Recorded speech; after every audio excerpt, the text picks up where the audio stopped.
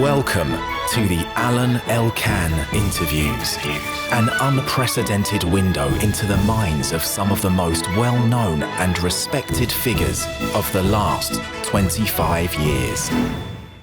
Today we are with Andrea Wong, a very eclectic person. You were born in a Chinese-American family with many siblings. How was it?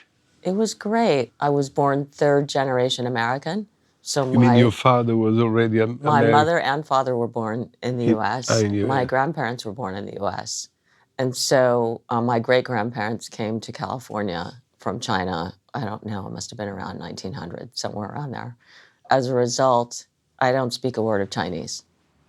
But you didn't feel any discrimination, any problem in your childhood when you were there? You always feel a little bit. Like I remember being one of two Asian people in my class growing up. But you choose not to look for it. And so I generally didn't pay attention if there was. But you are entirely American. Yes, I'm entirely American. But tell me why you decided to go to MIT and to become a technological engineer, who you are, Yes, you know? yes. Well, I'm the oldest of five. I grew up in Silicon Valley, so I went to the high school that Steve Jobs and Steve Wozniak went to. And they built They were in school with you? No, they were older than me. But they built Apple out of a garage not that far from my house. And so because I was good at math when I was growing up, everybody told me to be an electrical engineer because Silicon Valley was just growing then. It was just exploding. And you had Apple down the street, you had Hewlett-Packard, and you had IBM. And so you could see the growth in it. And I thought, well, I'll go be an electrical engineer and I'll go to the best school I can possibly get into. And then I definitely want to go to business school and I'll try to get into the best business school I can get into. And then I will be a marketing executive at Apple. That's what I thought my destiny was when I was in high school. And that's obviously changed a lot. So you were accepted at MIT? Yes, by the skin of my pants is the right way to say it. I was waitlisted at MIT. I was accepted at UC Berkeley. And I tell this story a lot because it's an important pivot in my life. When I was waitlisted, I really was desperate to get out of California. I really wanted to go to school in Boston, and I really wanted to go to MIT. Why did you want to go out of California? Because I wanted to explore the world, and I wanted to meet different kinds of people, and I wanted to see different places. And I'd spent my whole childhood there. And so when you apply to college, you get interviewed by an alum. And so I called up the man who I had a really great relationship with. We had a great interview with each other. And I said to him, look, I got waitlisted. And he flew to MIT, went to the admissions office, and said to the head of admissions, you must let her in.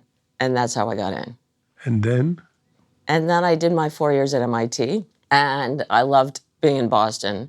I realized electrical engineering was not something I necessarily loved or was brilliant at, but I got the degree. And then I got lucky because I ended up with a summer job 1 year trading stock options. And I realized at that moment someone would hire me to do something other than being an electrical engineer. And so I went to Wall Street for a couple of years when I left MIT. Yes, I was an analyst at an investment bank. Which bank? It was called First Boston then. It doesn't exist anymore. You learned the stock market, all the You learn the basics of M&A, I was in the high yield group, so we were issuing high yield bonds. It's a great education for anyone coming out of university. But then you went back to university, to Stanford, right? Yes, for business school. I went back to school. I was very excited to go to Stanford also, because I'd always wanted to go there. It's a wonderful... At the time, it was the most important business school, no? Stanford, a postgraduate. I think so. I mean, some people would argue that Harvard is also. I would argue that Stanford was the right place for me because it's a very free-thinking school. When I was there, I thought, you know what? I better spend these 2 years figuring out what I want to do with my life because I don't want to be an engineer.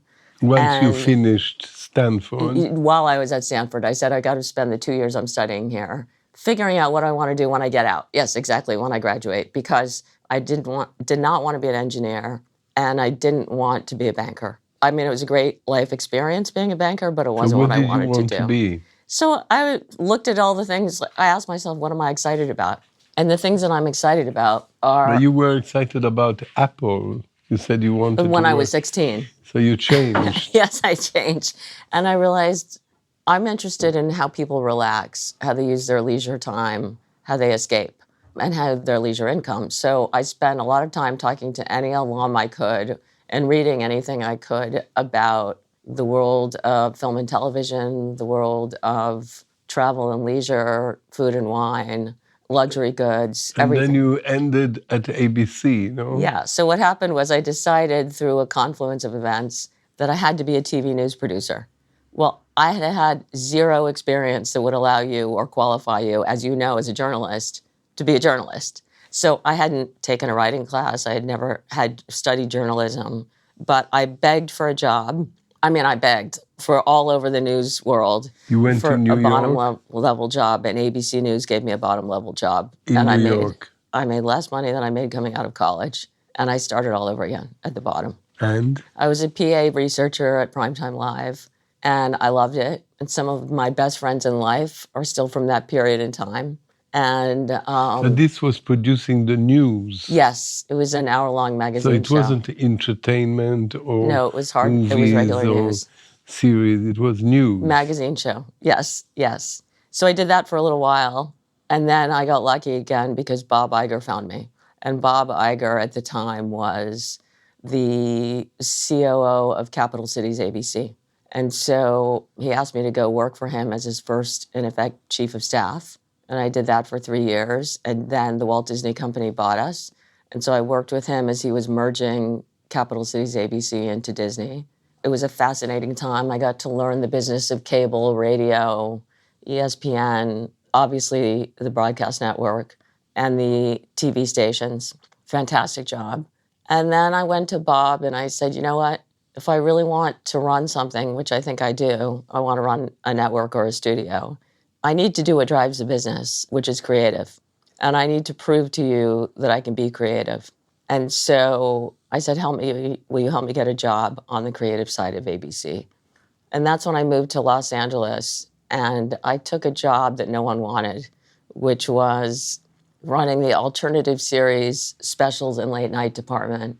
And that was 1998 when reality television didn't exist. It was an unknown quantity. It was the division that did blooper specials, America's Funniest Home Videos, and then it did the Oscars and the American Music Awards and things like that, and late night shows, but nobody really cared. Everyone who was in Hollywood and television wanted to be in comedy or drama.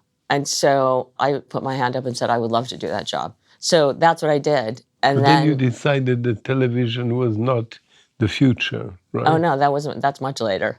This is just the beginning. This is where I realized the world of reality or unscripted television exploded. And so the first big hit I developed was The Bachelor. And I put The Bachelor on TV in April of 2002. And it still is one of the highest rated shows on ABC, however many, 22 years later. That's amazing. It was fun. It was definitely fun, making it all up as you go along, not really imagining or trying to imagine what a rose ceremony might look like, or casting the first Bachelor and saying, is this person someone we can make all of America think is worthy of dating 25 women? I don't know if you know the format or not, but I don't. Okay. It's sort of like the dating game on steroids. The Bachelor is one man who dates 25 women. He slowly narrows it down every week by giving out roses. He has a rose ceremony. And he narrows it down to 2 people, and he gets engaged in the last episode. We also did The Bachelorette, which is one woman dating 25 men, doing the same thing. It became a huge franchise. There are probably 4 different versions of it on ABC right now. There's The Golden Bachelor. I can't even remember what they're all called now. But it turned into a very valuable franchise for ABC. So that was it was the first big hit that I developed for them. And then I did a number of other shows over the course of time. And probably the final one I did was I brought Strictly Come Dancing to the U.S. And it's called Dancing with the Stars there. And that was 2005, maybe? And that still is on ABC. So then after a number of years doing that job, I convinced everyone that I knew how to develop a TV show and that I was creative. And then I went back and said, okay, can I combine the two and bring back my business background and run something? And that's how I got the role as the CEO of Lifetime Cable Networks. So you changed. Yes. And I became the CEO of the last sort of freestanding or standalone group of cable networks in existence at the time, really. And it was a very interesting business because it was the most powerful cable network for women in the US, but the brand was fatigued, and the shows weren't that fresh. The brand wasn't that fresh anymore. And really all it needed was to like pull back the curtains and blow fresh air through the whole thing, bring some more relevant programming to the network, build the branding again. And that's what we did. I had a great time. I built a great team of people that I loved working with. We put a hit drama on the air called Army Wives. We put really high quality biopics on about strong women. And then one of the things I did there was I realized that women at the time, and this was 2007, 2008, were watching reality television, a lot of it. Lifetime was a home of movies primarily. We would launch a reality show and it wouldn't work because it wasn't part of the brand expectation. And so what I did was I made a deal with Harvey Weinstein to buy Project Runway, which was the biggest hit on cable for women, and move it from Bravo to Lifetime. And that was probably one of the more seminal things that I did while I was at Lifetime. It took a while. It was not easy. He certainly made me stronger as a negotiator. But we did get the show on Lifetime, and it created a But how is beachhead. this world in America? Because then we will move to England later. Yes. But in America, how is this world of TV, cable TV shows? Well, I loved it at the Lots of time. competition, obviously very dynamic and interesting. But how would you describe this kind of world? I mean, how do you decide that you have to do a show? What kind of emotions you have? Yes. Do you know if Yes. it will work or fail? So How many people work with you on this kind of jobs? yeah, picking shows is pretty scary because at least 9 out of 10 are going to fail. Probably more, 19 out of 20, let's say. And so I always picked on my gut. And my gut, a lot of it is about, I think the best TV shows have an emotional resonance that is universal in people. So for example, The Bachelor is about love. Everyone knows what it feels like to fall in love. Everyone knows what it feels like to date, to be dumped. All of those emotions are universal and they never go away. People could watch, if you think about the number of dating shows that have existed over the course of time, that was pretty obvious. Doesn't mean I knew it was going to work because it has to be executed well. Is this going to resonate and is it going to travel? Dancing with the Stars or Strictly Come Dancing, the first time I saw it, I thought, wow, this is the most visually arresting show I've ever seen. You've got people dancing live in front of 20 million people. That's pretty scary. And so the stakes are extremely high. And it's beautiful. So that's why I say it's visually arresting. It's colorful. It's sort of backdoor sexy. And I was like, this show's either going to really work or it's going to bomb. It's not going to be a middle of the road show. And so I said, let's roll the dice. Worst that happens is it doesn't work. And 19 out of 20 shows don't work, so it's not the end of the world. But if it hits, it's really, really going to hit. Army Wives on Lifetime was a drama about women supporting each other while their husbands are away. And that's a pretty universal emotion among women. And so I tend to start with the emotion. And does it resonate? And do you believe people will tap in and understand it? And then there's a lot of other factors, but that's how I think about TV shows. The other thing I would say, because I talk to students a lot at schools about coming into this business is hard. It's a really, really hard business. Because it's a bit of a gamble, right? It's a gamble. It's subjective, so there's nothing measurable about it. Let's say you work in a paperback publishing house, right, Yes. which are popular books. There is one book, for instance, let's take an example, Jaws. Famous Jaws, that has a huge success, and this is a total bestseller, right?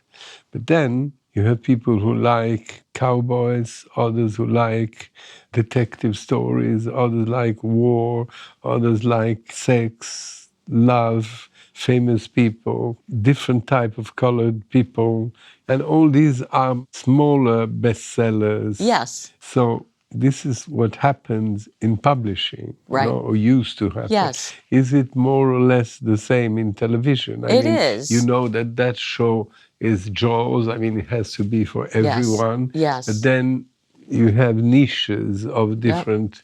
Yes. Broadcast networks, so ABC, is aiming at everyone in the country. So you're trying to get as many people as you possibly can If you can get 20 out of 200 million people to watch a show, that's a big rating. Dancing with the Stars used to do a 9.5 or a 10 rating. That meant that 9.5% or 10% of America So adults, 20 million out of 200 million. yeah, are watching the show. And this is a huge That's success. a huge, huge hit.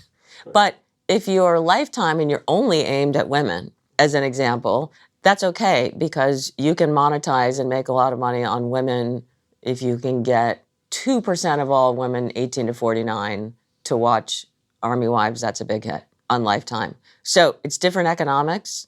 I mean, I can go into the business of cable versus broadcast. Broadcast is totally advertising supported. Cable is both subscription and advertising, so you've got two revenue streams coming in. And then, by the way, if you're pay cable, so if you're HBO or even Netflix right now, the model is totally different. You just need one show that's going to appeal to the person. So as long as you subscribe to HBO or Netflix, they don't care whether you like 99 out of 100 shows. They just want you to have that one show that you like, so you'll keep paying for it. But then you moved to England. You moved to Sony. I did. Why did you move to Sony and England? Similarly to why I wanted to go to Boston was I'd never lived outside the country, and I was desperate to explore a new country. You didn't know the rest of the world. I did. I mean, I had traveled a lot, and I love to travel. But I thought, oh, why not take this opportunity to learn how to do business outside the U.S.? So because Sony put me in charge of everything outside the U.S. in television or television production, and they had me representing the studio outside of the U.S. And I thought, okay, well, I get to work in all of these different countries. I also get to be on the sell side. So now I'm running production companies and selling to networks. Very, very different dynamic, different kind of pressure, and very interesting because, you know, my Italian production company would sell to Rai Due, for example, and my French production company would sell to the French networks, and then Andy Harry's company, Left Bank, well, we sold The Crown worldwide. And also, this is the second biggest TV market in the world. The Crown has been a big success, right? Yes. Where it has been more successful, in the United States, in... I think all over the world. All over the world. Yes. Yes, I think that Netflix was very smart that they decided to buy it at a time when they knew they were going to grow significantly internationally and recognized at the time how many countries the Queen touches or touched. And so there was worldwide interest that I'm not sure American pay networks understood. I think they thought, oh, it's never going to work in America. Nobody cares about the Queen. Completely not true. People like, especially as a film, royalty and, Yes. and stories about royals, Yes. right? They make you dream in a way. Yes, no? well, And then again, that's part of the... And in the same time, probably is also another factor that it's a family story. Where That's there right. are lots of dramas, all kind, Yes. you know, all the time there's a new drama, so people follow Right. the dramas of the family. So, Alain, that's exactly what you're saying, exactly what I was saying before, right? You're tapping into very common themes in people's lives, right? Everyone understands family drama. I mean, no one is a queen No. or has all this But pompousness around, but nevertheless. Correct. And it's also great to watch something very aspirational with the same challenges you have in your life, right? And so let me also say that a large part of the reason The Crown was so successful is it was perfectly executed. It was perfectly written. It was perfectly directed. It was perfectly acted and perfectly produced. And so... But that's obviously... It doesn't always work, though. No. Not in every show. If you look, there are a lot of bad TV shows. You can have great actors, a great script and all that, and the show doesn't... Yeah, well, you can spend a lot of money, is what I'm trying to say, on a show and have it not be that good. How much costed to do The Crown and how much it came back? I don't know, because that was Netflix's number. I will say, I think the budget for the first season was around £7 million an hour, which is the highest, at the time, the most expensive show being produced in this country. I know it was hundreds of millions to the bottom line of Sony alone. And Sony was, you know, a lot of people had a profit share in that show. It was a beautiful show, and it was great to be a part of. When do you know the result? If you produce a movie after the first weekend, Yes, you know. You know how many people went to see the movie. Right. Or when you publish a book, you know after a few weeks. Well, so how long does it take to establish the success? So it's interesting. When I was at ABC and Lifetime, you knew the next day. You'd call the ratings line at 8 o'clock in the morning and find out. And it was a extremely stressful phone call that I would make on those mornings to see, how The Bachelor rated or how Dancing with the Stars rated or how Army Wives rated. Here, when you sell to Netflix at the time, I don't know if they give you numbers at all, but they didn't give you any numbers. So you couldn't tell. So you never know. No, they wouldn't give you total numbers of people who watched it. You only knew from word of mouth and what people wrote. And So you sell the package and then it's gone. yeah, I think the rights come back to Andy at a certain point, but I can't remember how the deal works exactly. But in the first 10 years, call it, Netflix in effect owns the show. It doesn't have to tell you what the numbers are on it. Was it very different to work in Los Angeles or in London? I loved both, actually. I mean, I choose to live here because I love living here. But I spent 14 years in LA and really enjoyed it as well and enjoyed my jobs there. And I just felt like, as you evolve and you grow, I'm not sure moving back to LA would make any sense for me anymore because I feel like I've done everything in the TV industry that I want to do there. And why you finished with Sony? Because, when it's time to move on, it's time to move on. And my bosses had moved on.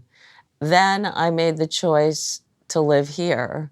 And so when I made the choice to live here, it's the first time I've made sort of a lifestyle choice instead of a professional choice. And that drove what I could do, which was, there wasn't really an obvious full-time job for me to do here. But I loved sitting on the boards that I sit on. And You sit on many boards. I sit on many boards and I love They are it. also quite eclectic boards, right? Yes, they are. Because, let's say some of them, you have Liberty Media. Yes, I love Liberty Media. You have... Roblox is probably the other very, very interesting one. What is it? Roblox is a huge gaming platform. It's Silicon Valley based. It has nearly 400 million monthly active users, 80 million a day, 6 billion hours of usage a month on the platform. So game developers develop games, they put them on the platform. All of these people come in, so roughly ages 9 to 25 primarily, come play the games, monetize them, and then we pass back earnings to the game developers. And then you are into properties also. Yes, real estate. What is it? It's real estate. Yes. So I'm on a real estate investment trust board based in California that owns office buildings up and down the west coast of the U.S. and So film what and is TV your studios. job? You're just in the board? I'm on the board, so I advise these companies. But you don't have any direct technically, management? No. So you're not operating. Technically, the CEO reports to the board. But you have an office somewhere? My flat. So you live My flat in your house. Mayfair. Yes, I had a board call last night. I had a board call on Monday. My favorite board, so Liberty Media owns Formula One. And so I'm Are you sure that it's your favorite? Because maybe you're not in that kind of board, but I think you very much like to be in the advisory board of McLaren. Oh, yes, I do love that too. I believe you like car races. I do. I really enjoy auto racing, Formula One, which is why I like Liberty so much, because we bought Formula One 7 years ago, or 7.5 years ago, and it's been such an interesting evolution of watching that sport grow dramatically over the course of that time, and to see the influence and the impact that Drive to Survive, the TV show on Netflix, had on the sport. But they've been there. Football, soccer, they call it in America, is number one. Yes. In Europe in Europe, many yes. other, and also in South America, maybe other countries. But not in the U.S. U.S. is football, right? Yes, American football. But Formula One is now very popular in the U.S. So when we bought it, the idea was to make it interesting and popular in the U.S., to make it more competitive. And we managed to do that and really grow the sport because of that. And then I ended up on the advisory board of McLaren because of that. What about tennis that is becoming so popular? Yeah, I think tennis is very interesting as well. So I've become very interested in sports, basically, and live events, because I think in this world where everyone's on their devices, everything's time shifted, so you don't have to watch anything live. The only thing that gathers people and the only things you have to watch live are sports and live events. Yeah, because it unites young people, old people, whatever revolution there is in the world. That's right. Whatever war. Right, news. Still people have a soccer team or in America football team. Right. They have the champion that everybody wants to see or to know about. Yes. It goes back to what did I love about news? The immediacy of it. What So do I how like do about you spend sports? your day in London? How do you organize your work? How do you define yourself nowadays? That you're no more a chairman or a president. You're what, a consultant, Oh, I an call expert? myself a pluralist. I think all of the things I'm involved in, because I'm involved in a lot of private companies and private boards also, I have the luxury of doing the And things also that, charities. and charities, yes. I have the luxury of being able to do things I'm interested in and where I think I'm learning. I think they all inform each other. Like I said, on the board of an influencer marketing company. The only way I can keep myself young and understand what's going on is to be involved in companies like that. Or today, we talked to someone about starting a company with them in this space, which is sort of the new media, how do you call it, digital marketing space. And so I learn a lot just from talking to people. And then it usually informs something else I'm doing. But you didn't tell me how you spend your day. Oh, because every day is different. So, it could Because be, it must be very different to be at home by yes, yourself or with a secretary, I don't know, and doing yeah, your different companies or being the chairman or the president of a company. it's very different. It's very, I very mean, different. do you still have Monday morning stress, No, telephone stress? no, I don't actually, which is kind of nice, isn't it?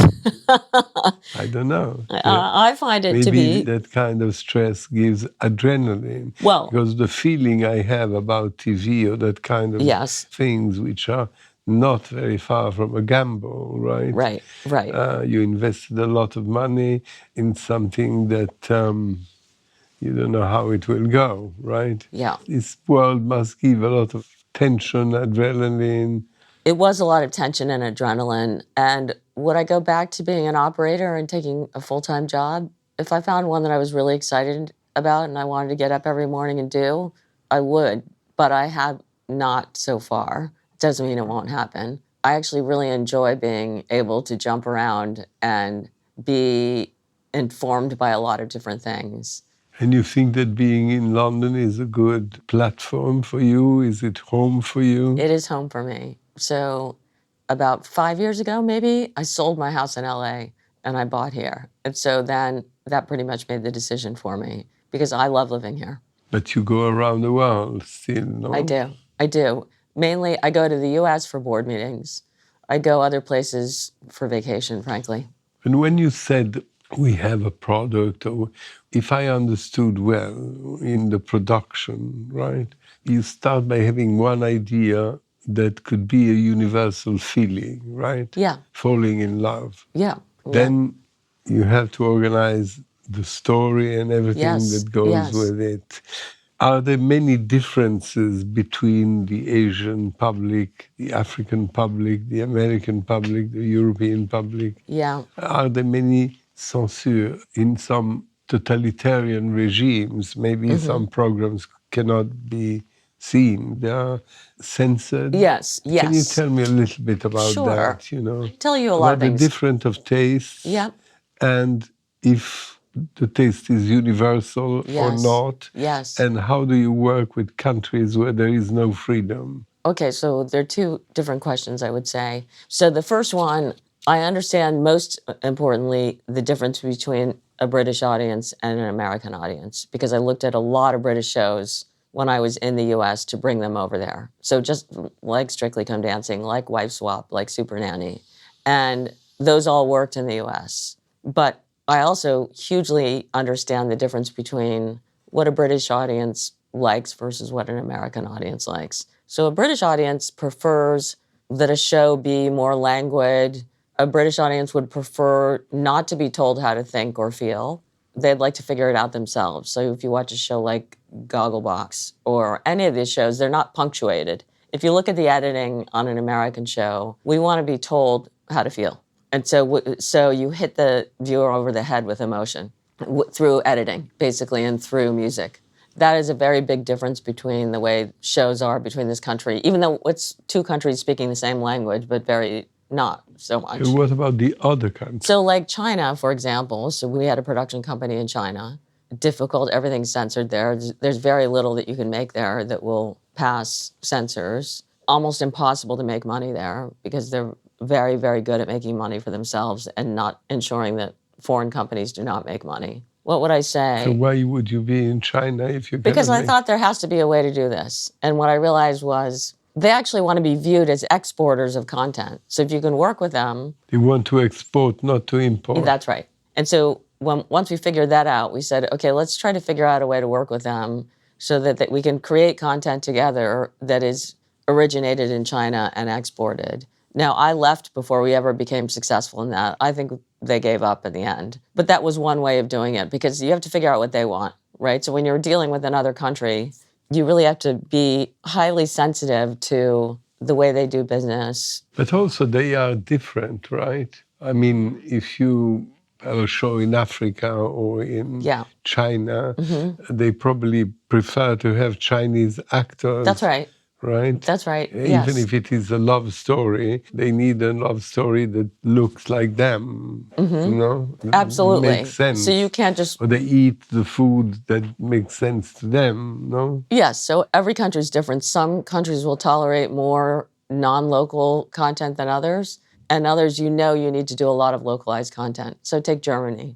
We made dramas in Germany in German. They worked way better than trying to bring an American or an English show into the country. People really preferred local content and locally created content with German actors speaking in the German language. Yeah, all this is interesting, but there are sometimes super bestsellers that people like in America, they like it in Asia. And then another question is, for instance, India, who is a huge country, but has Bollywood. They have their own actors, their own cinema.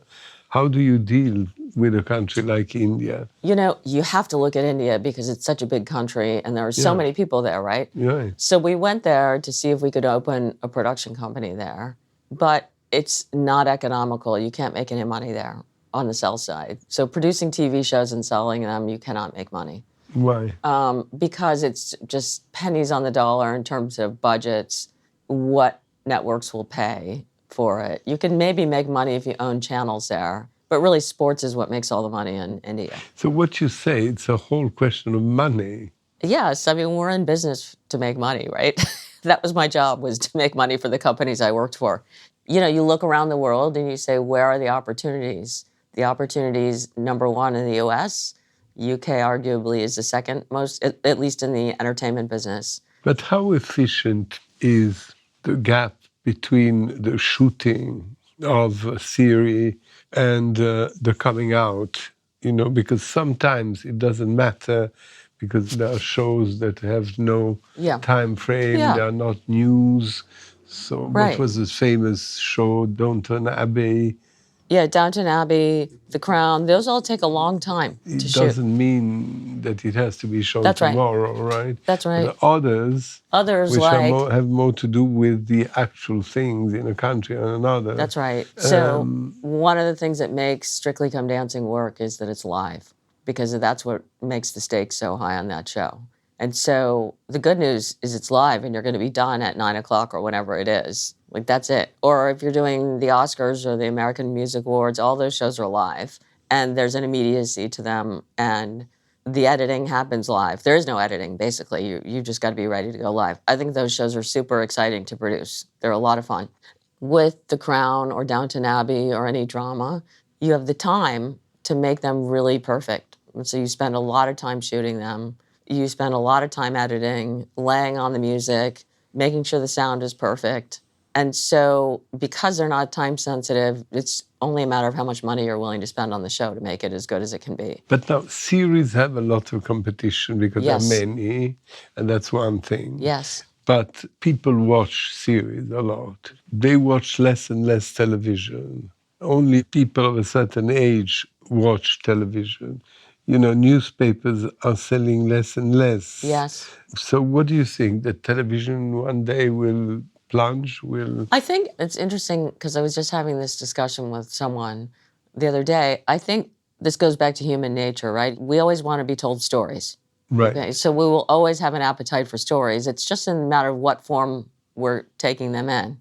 And so perhaps long form people have less time for. And you can see young people are spending much more time on social media than they are watching TV, for They example. spend a lot of time. Right. So then you have to think Hours. hours, right? Or gaming, by the way.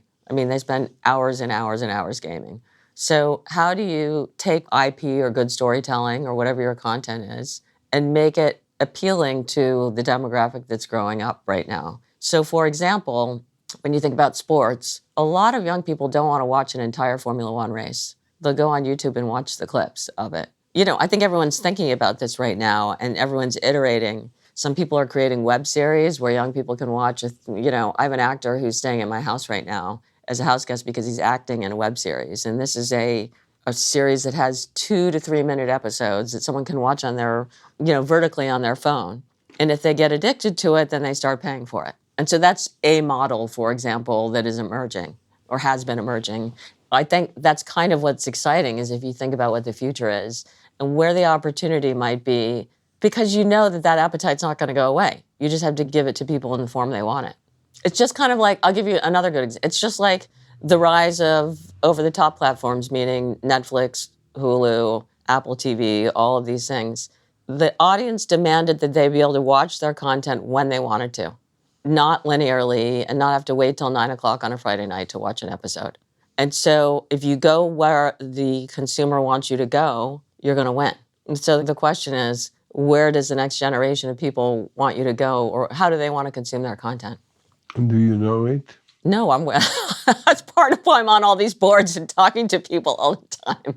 If I had the magic bullet, I wouldn't be sitting here. What is a paradox in a way is that the span of attention of Yes. young people, for instance, to visit a museum Yes. is very short, 20 minutes.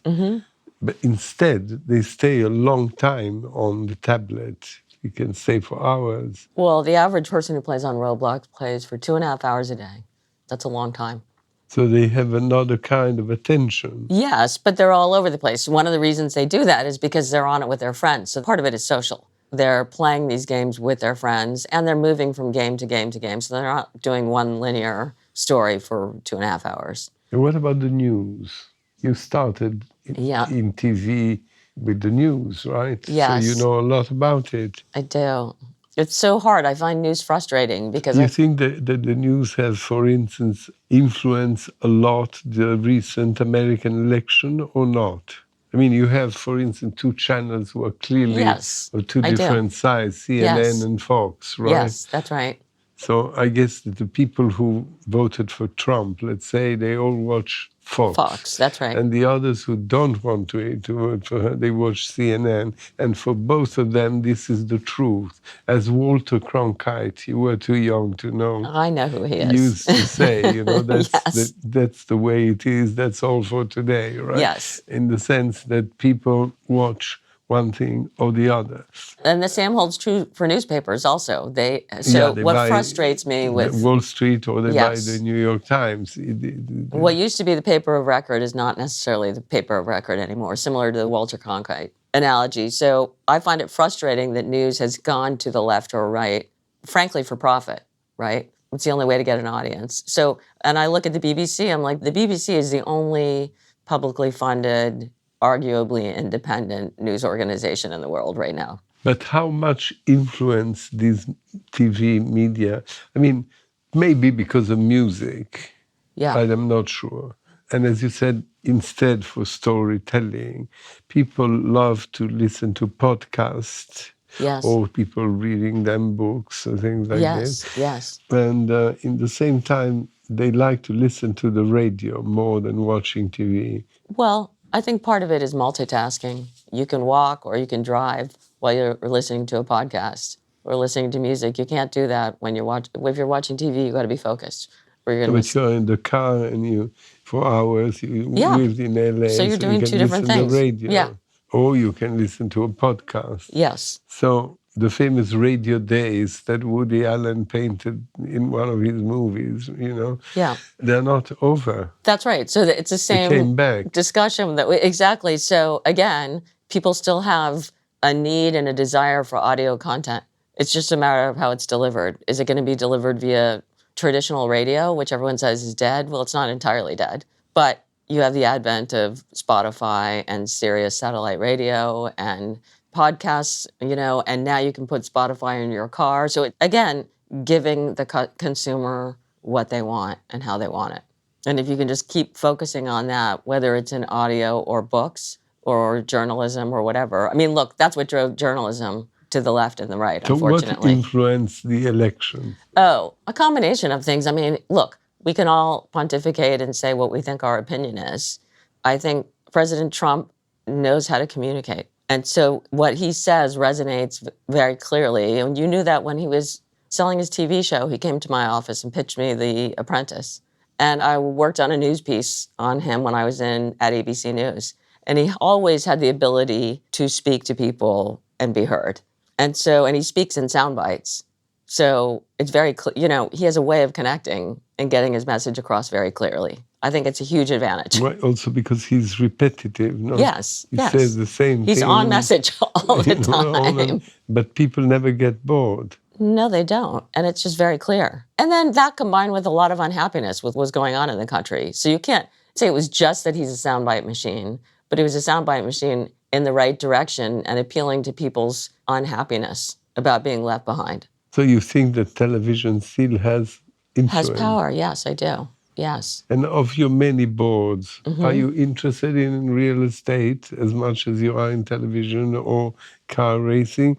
Or this is just a question of business, that you are a good businesswoman and therefore... Well, I think that's why they asked me to be on the board of the real estate company. Was the chairman was a friend of mine from YPO, which is the Young Presidents Organization. They own a bunch of studios in the US, and they thought I would understand at least the studio business and I could be helpful on that front. But my content experience really lends itself more directly to Liberty Media and to Roblox.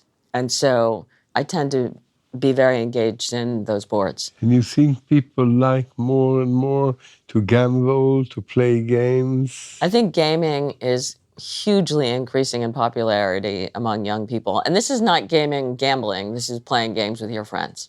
So you and 5 of your friends who might be in their homes and you're not with each other, your avatars are on the Roblox platform together saying, okay, let's go play Brookhaven or let's go play Adopt Me and I'll meet you there at 3 o'clock or whatever after school. And they play for hours together and they communicate, they talk to each other. There's a lot of self-expression because you have your own avatar and you put whatever clothing you want on your avatar. And so you have this opportunity to define yourself also in a virtual world. And to create a new game is the same stress than creating a new TV program? Well, I don't know. There's still a Monday morning even in the games or not? It's so interesting. A game developer came to speak to the board of Roblox a couple weeks ago when I was at the board meeting.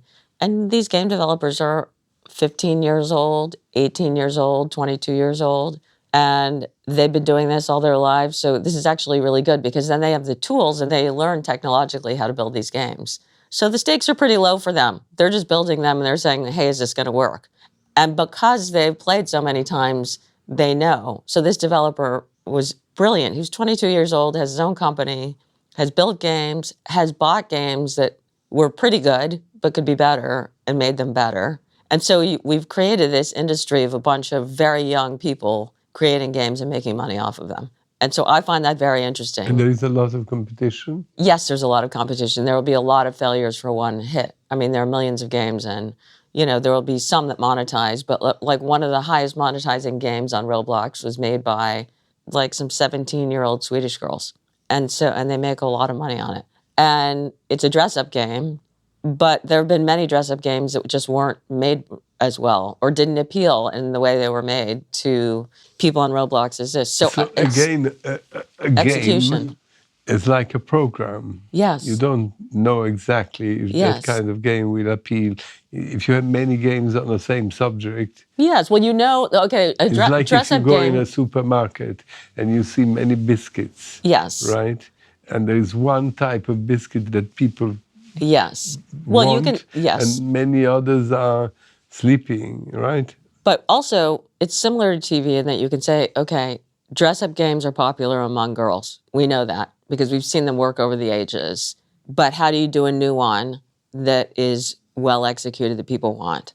We know that people like shooting games. We know that people like driving games. And so we're trying to stimulate the economy of developers in those two areas to make more and better games in those two areas. And you think all this is healthy? All this world of watching series, playing games, is it educationally wrong or I don't believe it's in your own point of view? I believe, and it goes back to what I'm interested in, is I'm interested in how people relax and how they use their leisure time and how they escape. And there is time in people's lives for that. They don't have to be learning 24 hours a day. It's okay to rest once in a while. And so just like for you, it's probably reading books that makes you relax, right? Or gives you enjoyment. Maybe make me anxious.